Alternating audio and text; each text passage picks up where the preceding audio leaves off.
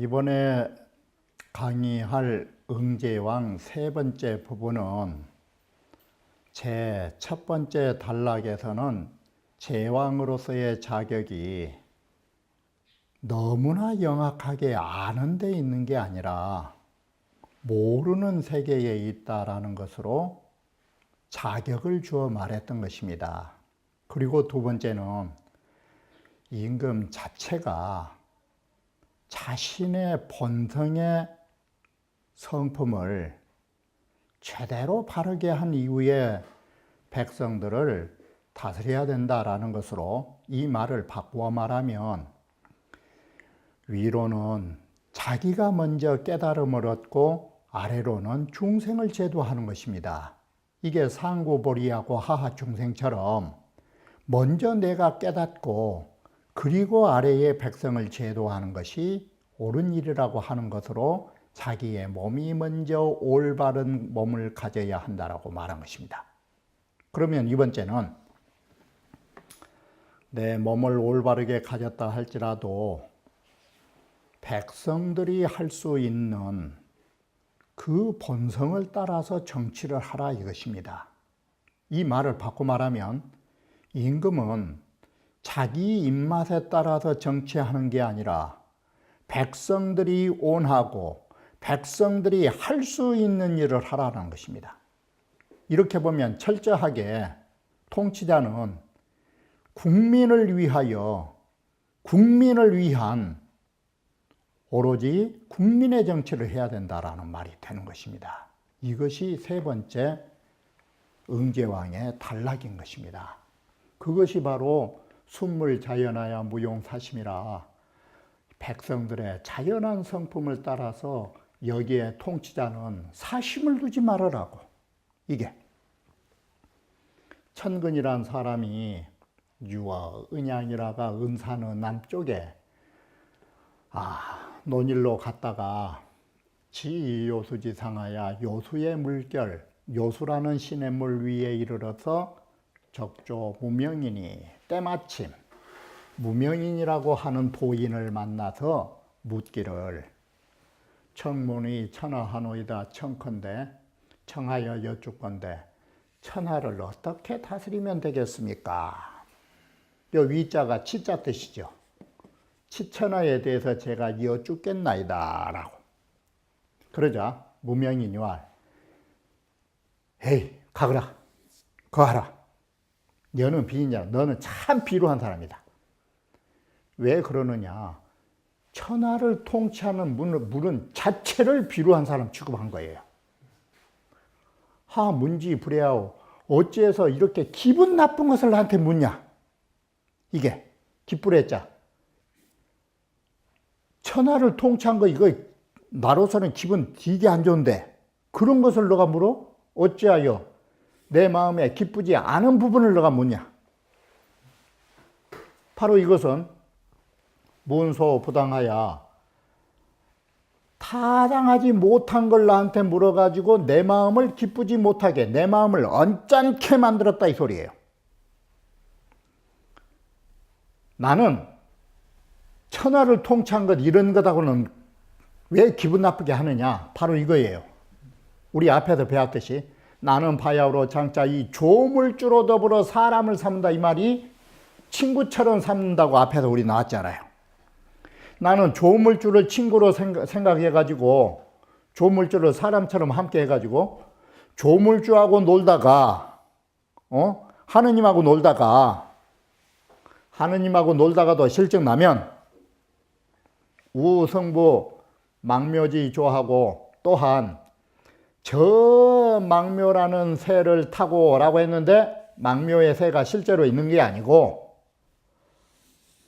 허무의 기운, 천지의 기운을 타고 이 소리예요. 망묘의 새를 타고 천지의 기운을 타고 이출 육합체여야. 육합이면 상하 사방이니까 우주 밖을 벗어나가지고 여기에 무하유지양이 뭘 말하느냐 이걸 보시면 돼요. 장자 내7편의 첫 편의 소요유에서 뭘 했느냐. 이게 무하유지양이 지인 무기의 자리에서 노는 자리가 무하유지양이었잖아. 이게 그 어떠한 것도 없는 경지. 바로 이것이 글을 바꾸면 이게 지인 무기처예요. 지극한 사람은 몸이 없는 곳이 무하유지양이에요. 무하유라고 하는 그곳에 나는 내가 놀면서 여기에 소요유에서는 광막지하라고 했어요. 이 광막한 땅. 근데 여기는 광막이란 뜻을 광랑이라고 썼어요.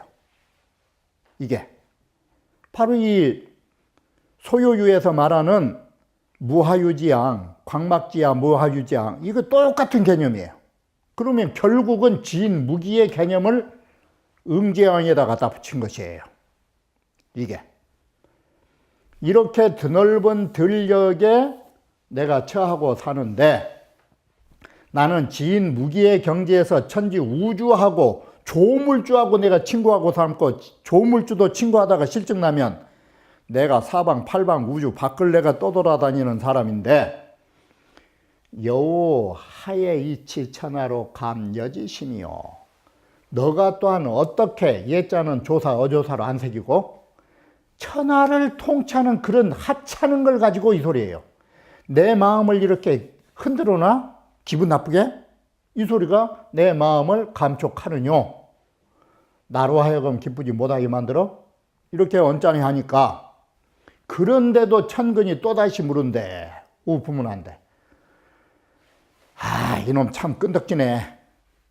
끝까지 물어제끼는. 그러면 좋다. 내가 한 소리 해주지. 이런 뜻이에요. 무명인이왈 유심어 탐하고 여기에 잘 보시면 꼭 천하를 다스리고 싶으면 너는 담담한 데 마음을 놀려라. 담담한 데 마음을 놀린다는 소리는 영효가 없다라는 말인데 이걸 직접적으로 쓰면 경영하고 소요된 일이 없다라는 것은 무위예요. 첫째, 정치를 하거든 무위를 해라. 일을 벌리지 말아라. 두 번째, 너의 기운은 아드갈막자지만 없다 뜻이에요. 무의 세계에 부합되라. 그래서 이 합기호막을 무성무치로 해석을 했어요. 소리도 없고 냄새조차 없는 자리. 그러면 이것은 맹자가 아니라 중용 제33장을 가면 맹자의 끝부분 제33장을 가면 이런 것을 불현유덕이라고 해요. 나타나지 않는 덕. 이게 불현유덕자리인데 나타나지 않은 덕을 최고로 가면은 상천지 제예요. 이 제자를 바꾸면 뭔 글자냐? 이치자예요. 하늘의 진리는 냄새도 없고 소리도 없다 이 소리예요. 그러면 이 두 번째 정치를 할 때 조심할 게 뭐냐? 내보이는 덕을 하지 마라. 내보이는 짓을 하지 마라. 이게 두 번째예요. 냄새도 없고 소리조차 없다라는 말은 내보이는 정치를 하지 마라. 보여주는 정치를 하지 마라. 이 뜻이에요. 세 번째, 백성들의 자연한 성품을 따라서 일을 조작하지 말아라. 그래가지고 사심을 거기에 둬서는 안 된다. 정치를 할 때 너희가 이 지혜를 써? 그러면은 이거 안 된다. 바로 이 세 가지 조건을 갖추면 천하타 다스릴 수 있다. 이게 바로 이와 같이 무의와 보이지 않는 것과 사심을 두지 않는 정치를 해라 라는 것이에요. 자, 네 번째 단락은 양자거와 노담의 문답을 통해서 소위 육아에서 말하는 성인의 정치, 도가의 입장에서 보면 그것은 아전들이나 기회에 얽매인 그 하찮은 정치라고 이걸 말해주는 것입니다. 그러면 앞에서 말했던 이 무성무치의 정치하고는 상반된 것이에요. 소리도 없고 냄새도 없는 진리에 의한 정치의 반대는 아전들이나 이런 기회에 얽매인 자다라고 보시면 돼요. 다시 말하면 무성무치의 정치에 관한 반설법이에요. 반대로 말한 것이에요. 양자거가 이름은 건데 노담을 보면서 말하기를 여기에 어느 한 사람이 있습니다. 일종의 가정법을 썼어요. 여기 어느 한 사람이 있습니다. 그런데 그 사람이 어떠냐면 향지를 강량하며 일 처리하는데 아주 재빠릅니다. 향기르란 말은 참 재빠릅니다. 그리고 참 그 사람 그 힘 있습니다. 들보라, 강한 들보라는 게 힘 있다 소리니까.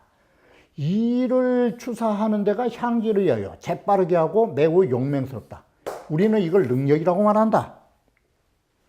그리고 물철소명하며 사무로 이치를 통해서, 철자가 통하다니까요. 사무로 이치를 통해서 소명이라는 것은 밝게 한다. 이게 총물이 신명이라. 물건에 비춰보는 것이 매우 밝으니 이건 지혜다. 능력도 있고 지혜도 있다. 학도도 물건이다. 도를 배운 것도 게을름이 없다. 이러한 사람을 가히 명왕이라고 견주어서 말할 수 있겠습니까? 이거 대단한 것 같은데 제가 보기에는.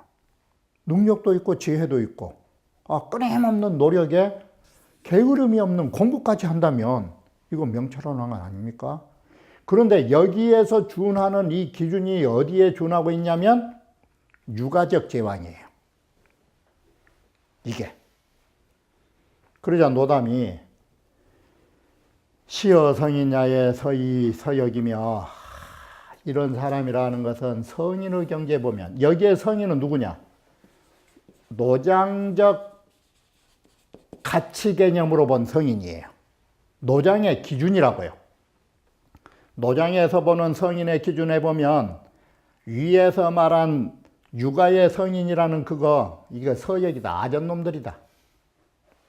이 아전이라고 하는 것은 항상 번을 쓰기 때문에 차례로 돌아가면서 당번이 있고 숙직이 있기 때문에 차례를 돌아가면서 이 차례를 바꿔가면서 일을 하는 사람들이 아전이니까 낮에 근무한 사람은 밤에 쉬고 또 다음에는 또 바꿔가면서 하니까 이게 아전과 같고 기계라.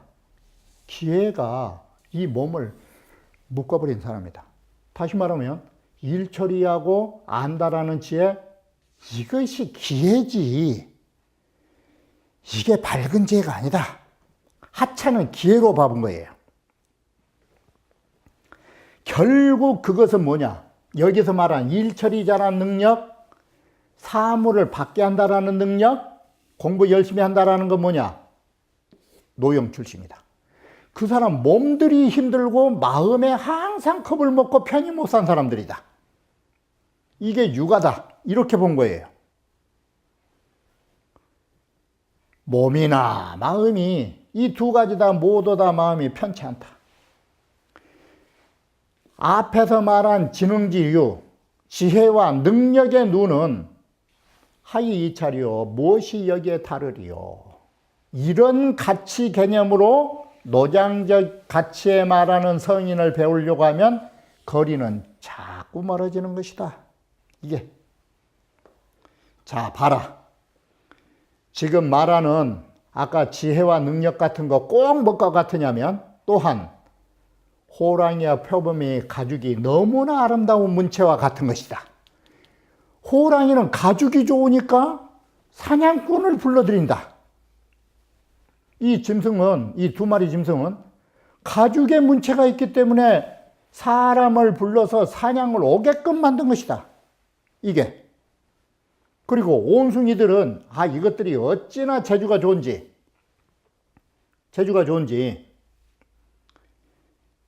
온갖 재주를 피우는 이 편 온숭이들은, 그리고 짐리라고 하는 바로 이 소를 잡을 수 있는 이 개, 요즘으로 말하면 이건 사냥개예요. 사냥개는 사냥 잘하는 기술 때문에 이 자자는 뭐냐, 묶을 자자예요. 올가미로 물꾸려고 사냥꾼들이 찾아온다 이것이에요. 올레자 불러들였다 이 소리예요. 이 두 가지 짐승은, 온숭이는 날렵하고 방금 개는 사냥을 잘하니까 사람들더러 나를 좀 묶어가시오라고 불러들인 게이다 이거야. 이와 같이 온숭이와 같은 재주에 불과한 지능을, 이 소리잖아 이게. 이 지능을 명왕에 비할 수 있어? 지능이라는 것은 특별히 누를 불러들이는 도구로 나를, 이게 좀 속된 말로 하면 사람 잡는 도구인데 이 소리잖아요. 이게 사람 잡는 도구인데 이런 걸 갖고 명왕에 비하다니. 그렇다면, 이런 걸 명왕에 비한다면 여기에서 말한 다섯 짐승들의 능력으로 죽음을 불러들였던 동물들, 이것도 그러면 명왕에 비할 수 있냐? 아니, 자기 목숨도 보존하는 재능, 그게 명왕이냐? 이 말이에요. 바꿔 말하면 그게 명철보신이냐? 명자 뜻에가 명철보신의 뜻이 있어요. 이게 명철해갖고 몸보신한 것이요? 자기 재주로? 방금 말한 이 지혜와 능력, 이게 뭐냐? 달로 말하면 초하지구다 이거예요. 나의 화근을 불러들이는 이건 도구에 지나지 않지. 이게 명철한 짓이냐? 이 뜻이에요. 양자거가 축여나 기가 팍 죽어갖고 쭈그러져갖고, 찰축자가 아니라 이게는 쭈그러져가지고, 그러면 명왕지치가 뭡니까? 감히 여쭙겠나이다. 감히 명왕의 정치가 뭔지 제가 여쭙겠습니다. 노다말, 명왕의 정치를 하는 것은 공개천하로되 나의 공이 천하를 뒤덮은다 할지라도 사업을 자기하며 자기가 하지 않은 것처럼 겸손하고 숨기는 것이다. 원래 공을 내세우려는 마음이 없다. 화시만물호되, 나의 교화가 모든 만물에 베풀어져서 은택을 베풀었지만 백성들은 내가 해준지도 모른다. 백성들은 믿도 않는다. 무심으로 교화를 베풀었기 때문에 백성들도 생각을 한다 이 소리예요. 이게 내가 무심이 됐더니 이놈과 백성들까지 무심이 돼가지고 임금의 덕화도 모르네. 이것이 격양가하고 같은 것이에요. 해 뜨면 일하고 해 지면 쉬고 우물 파서 물 마시고 경전이식 밥가리 와서 먹는데 임금 힘이 누가 있냐고. 그것이 결국은 임금의 힘인데 임금이 무심으로 정치를 하다 보니까, 여임금이 무심으로 정치를 하다 보니까 사람들이 잘 살고 있으면서도 여임금 덕을 모른다 이 소리예요. 유마거명이로되, 있는 것 같지만 뭐라고 이름을 할 수가 없어요. 도대체 우리 임금이 뭘 해줬지? 있는 것 같은데 뭐라고 이름을 들어 붙일 수가 없더라.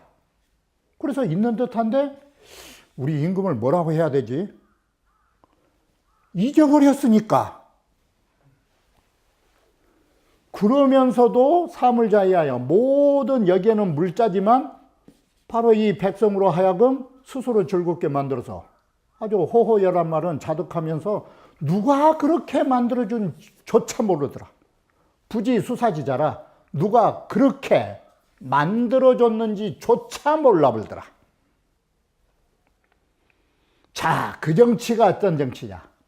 이모불칙이 바로 헤아릴 수 없는 신비한 정치에 세워서서 거기에 서서 무유, 아무런 것이 없는데 노는 그게 명왕이다. 일한 바가 없는 것을 해낸다. 이게 아무런 것을 하지 않았는데도 되는 일이 있다. 이게 바로 이와 같이 참 보통 사람으로서는 이 불칙이란 말을 불지로 보고 더 쉽게 하려면 불칙은 뭐냐? 불가사의예요.